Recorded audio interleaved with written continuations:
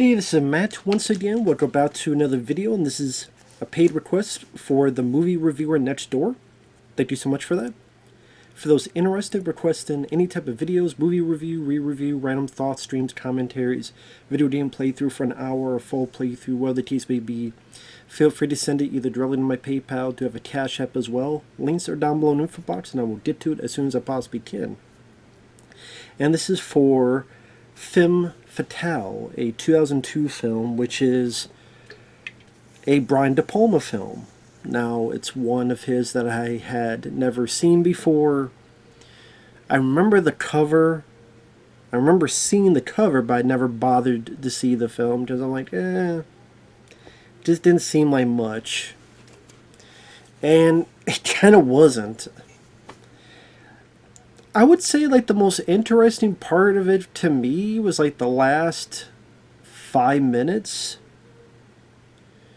And I'll get to why in a minute. But other than that, just felt like just De Palma light, if that makes sense. Because I like Brian De Palma. Scarface, Blowout, Body Double. I even like the first Mission Impossible film. I can watch Snake Eyes. Casualties of War is a good one. The Untouchables. It's made a lot of good work. I would say Scarface is my favorite of his, but films like Body Double, Casualties of War, etc. are up there. I even like Mission to Mars, which is probably the one that doesn't seem like De Palma, but yes, despite the ending having some very iffy special effects because it's the year 2000, and yeah, I do like it for what it is. This one though, let me get into the plot before I go on. So, Rebecca Romijn, who used to be Rebecca Romijn Stamos, or Stamos, I should say, Rebecca Romijn Stamos, but her and John Stamos, they broke up with each other. She was Mystique in the first couple X-Men movies. She is the star of the film. Her and this group of people are going to steal some diamonds at the Cannes Film Festival. Because this director has a film and they're bringing this lady, and this lady has this weird garb where is these swirly things just covering her nipples, and it's like kind of made of gold and there's diamonds on there. So Rebecca Romijn is supposed to seduce her into the bathroom while they're making out. She takes the stuff off while another guy switches the stuff for a fake. One thing leads to another. They go a little bit into how these people are doing this heist. So one guy's using this laser to get to this place to cut the power. One guy's pretending to be a security guard, or at least he's paid off, either or. Eventually, one of them gets injured, and he shoots someone. Rebecca Romijn goes, hey, there weren't supposed to be guns. Beats up the guy, takes the stuff, has night vision, because right around that time the power's knocked out. She gets the hell out of there. Now that she got the hell out of there, she's trying to find a way to get the hell out of Dodge. One thing leads to another, and this family, how convenient or how lucky or however you want to put it, mistake her for someone who was part of their family who disappeared. Daughter, however you want to put it. So they think she's her. And there's a point where she's in a bathtub. As she's ready to sleep, she sleeps for a bit. She wakes up and the actual daughter comes in. And she's depressed and ready to shoot herself. Rebecca Romijn doesn't do anything. And when the girl shoots herself, she fully takes the girl's identity. It cuts to many years later, and she is now with this ambassador played by Peter Coyote, who I've seen in stuff. He was in Sphere with Dustin Hoffman. He's been in other films. And she's very secretive because she doesn't want her accomplices that she screwed over to ever find out about her. And she's hesitant about coming back to Paris, but her new husband wants to. Antonio Banderas is in the film as his photographer. He's hired to take the photographer of the ambassador's wife because no one has ever had a good picture. He pretends to be this old man, takes the picture, it gets out there, and the accomplices now know, and they recognize her, they now know where she's at.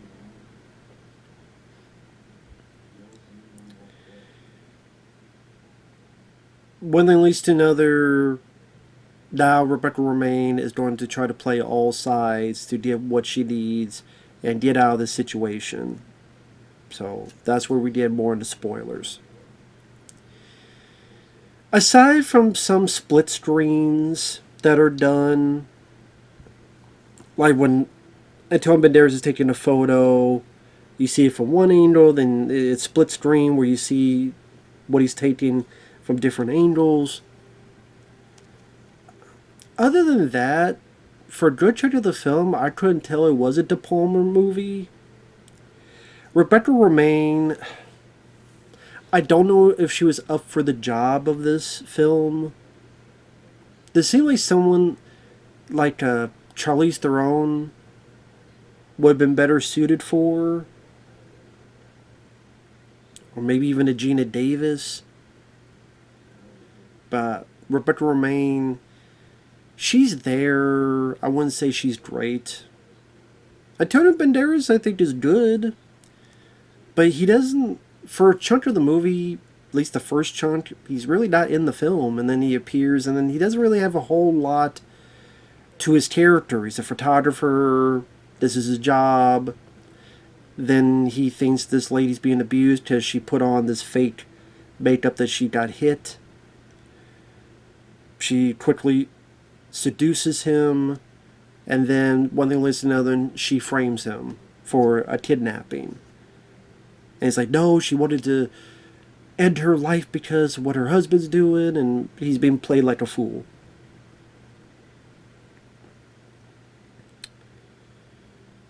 Let me get into spoilers, more spoilers, just because best way for me to do it. What happens eventually, she plays him more like a fool. They even go to this bar and she seduces him even further. We'll set up this meeting. My husband going to pay $10 million, take the money and run. I'll even give you a cut. Until Banderas says that's not right, tries to stop the meeting, and Rebecca Romijn shoots both. She shoots and kills Pierre Coyote and shoots Antonio Banderas. The accomplices happen to be there because they were following and had Greg Henry, which I've seen. He was I want to say the mayor in Slither. I know he was in Slither. He was in Just Before Dawn. Back in the day, he was in Payback with Mel Gibson. Good character actor. Not given a whole lot to do in this. There's a bit early on where he calls Antonio Banderas, I want that photo you took of the ambassador's wife. He pops up like one or two more times, but he's really not given much to do. I thought that was kind of a waste of a good character actor who really has personality that he could showcase. He's not really given much to do.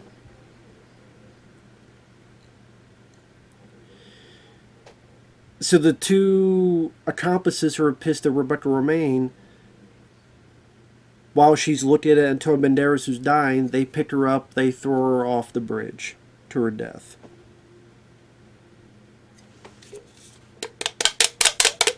They get your attention? Here's the big twist, which I rolled my eyes so far back it went in a 360 back to where the fuck they are now. I went, you gotta be fucking kidding me. Because the story itself, I think, is the problem. The story isn't that interesting of a story. At least to me, it wasn't that interesting. It wasn't that original. It wasn't that intriguing. It wasn't much to it. Like, you've seen this before. But I guess their point is, yeah, until this twist ending where, spoiler, heavy spoiler, most of the movie was a fucking dream. Yes. Most of the goddamn movie was a fucking dream. Remember when I said she got in the bathtub and fell asleep? Everything afterward didn't actually fucking happen. So she wakes up, and I guess more like a premonition, I guess. I'd say a dream, but it's more like a premonition because, lo and behold, the same person, the same real daughter, I think her name was Lily, comes in.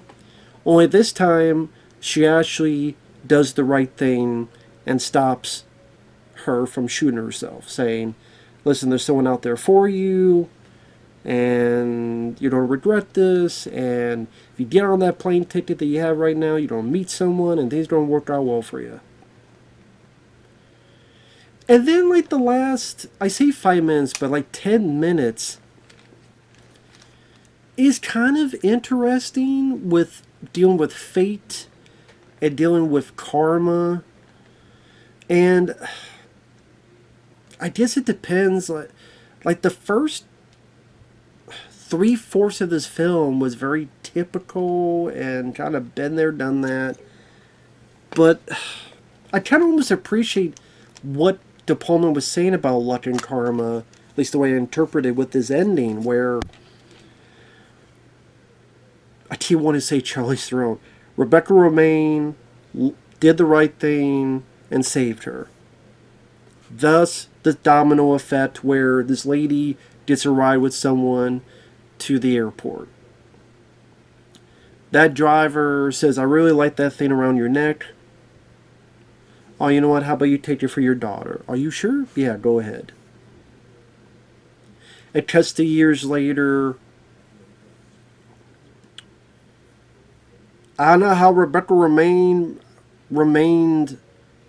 incognito for so long, because that's why she got the fake name, the fake persona in the first place. But apparently all this time she remained incognito for that long. And you find out that the person that had the dress was actually an accomplice to Rebecca Romijn. They were actually working together. It's years later, and the two accomplices find her, but that driver from before has that trinket, and it blinds him, in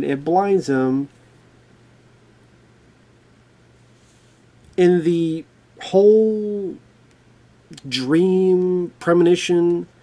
There's a point where the two guys grab the lady, threw her to the street, and a truck hit her. In this case, having the trinket blinds him. He doesn't hit the girl, he hits the two guys.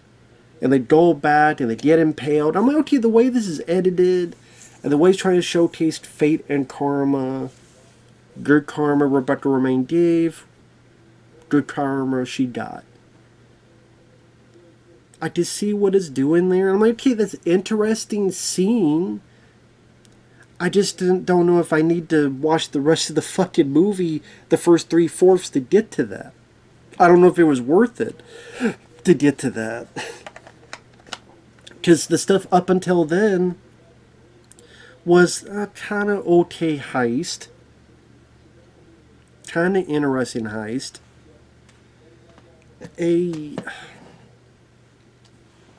How do I put it? Rebecca Romijn, she was kind of there for acting. I could take her or leave her. Antonio Banderas is good, but he doesn't really have a whole lot meat to the matter for his character. He's not the main character. He doesn't show up till you see him like one time taking someone's picture, but he hasn't really became a big focus of the story till much later on. I noticed something was weird during the whole most of the movie dream scene, because when the one accomplice gets out of jail, I guess they put like a bus and they drop him off and then he gets picked up. He's wearing the same bloody clothes. And this has been supposed to be, what, 7 years or so? I'm like, they're not going to let him out of jail with the same fucking bloody clothes. He literally has blood on his shirt. They would have given him new clothes. They would have washed the stuff. They would not give him the same bloody clothes, whether it's 7 days, 7 weeks, or 7 months, or 7 years later. He wouldn't be given the same fucking bloody clothes. So I'm like, wait a minute, why does he have that? That's weird. There's something up here. Either that's really bad continuity, or it's supposed to be resemble when you watch it a second time. Oh, this is the last time Rebecca Romijn saw these characters, so that's how she's imagining how these characters are. I guess. Assumption. The music also is a bit weird because something supposedly intense is happening, but then they'll have this kind of different type of music that's trying to be like a different juxtaposition. And I was kind of 50-50 on that, how I felt about that. And to be honest, a good chunk of the film was just boring. It was just boring. I wasn't that intrigued by Rebecca Romijn's character. I didn't think she was that interesting. She's not likable. I don't think she's supposed to be likable. You say sexy, but I didn't see enough of the goods. I saw to be more of a tease. Multiple teases.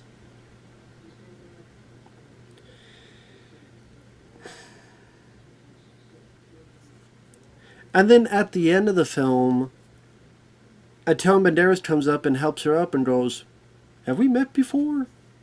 As they walk away, she goes, "Only in my dreams." I'm like, yeah, the same dreams where you murdered him because he tried to do the right thing? And then I'm supposed to be like, yay, you don't be with this guy again. Yeah, the guy that didn't seem like you really cared for, you only used for selfish purposes and then killed and murdered. But I guess the idea is that she's been, been changed, I guess. I mean, I guess the only way we know that is that she helped that girl not shoot herself. But in the years since, I guess she's a different person. But then it's just weird to go, oh yeah, now she's going to deal with Antonio Banderas. I'm like, yeah, the guy you killed, the guy you murdered. Like, fuck you, you don't deserve this. But so that was just a bit of a weird thing with the ending of the film.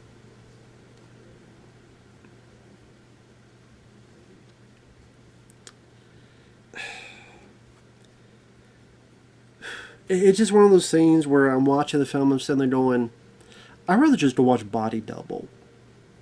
In fact, I would love to rewatch Body. I haven't seen Body Double in a long time. So yeah, the first 3/4 of the plot I thought was very blasé, bits of convenience. The fact that most of the film was a goddamn dream I thought was a pretty damn big cheat. There are movies I like where you find out the entire thing was in someone's mind. So yes, there are exceptions where I can enjoy that, but that is a big, tall order to give to the audience. When you do that, you have to do that the right fucking way. Because if you don't, then it'll feel like a damn cheat. In my view, I thought this was a big old cheat. Maybe not for everybody else, because it has like a 6.2 on IMDb, so. But this is easily one of the more... the last 5-10 minutes, again, I like the idea of using fate and karma. I saw a lot more of De Palma's direction flow during that whole sequence with cutting back to the different characters and slow-mo and split screens and all that stuff. I thought that was a very effective scene. When the people get impaled, this practical effect. So I think that's a good scene. But yeah, I don't find Rebecca Romijn's character that intriguing. Antonio Banderas, like I said, he doesn't really have a lot of meat to the bone to his character. The the music kind of seems at times all over the place.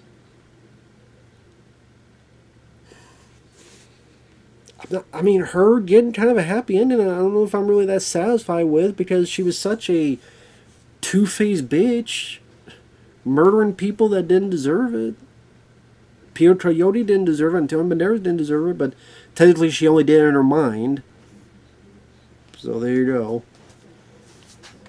I mean, American Psycho, Bateman isn't a likable character, but at least he's interesting. I just didn't find this character interesting, and so I didn't find her story interesting. I didn't find a whole lot of thrills, didn't find a whole lot of action. It's not meant to be that anyway. So yeah, just if I want to watch this film, I'll go watch Body Double again. And again, Rebecca Romijn, I don't know if she's leading woman material. I don't know.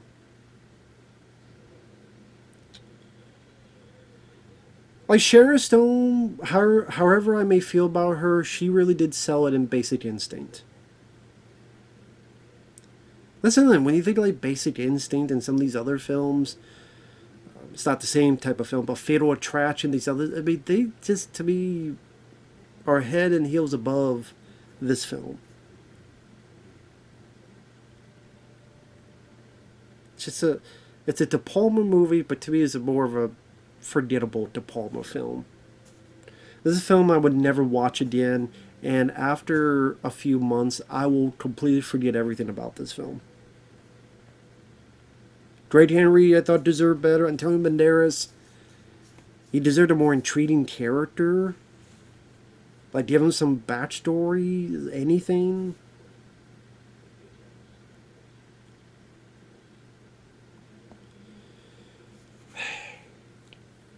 But yeah. With that said, thanks for watching. We'll see you guys later. Bye-bye.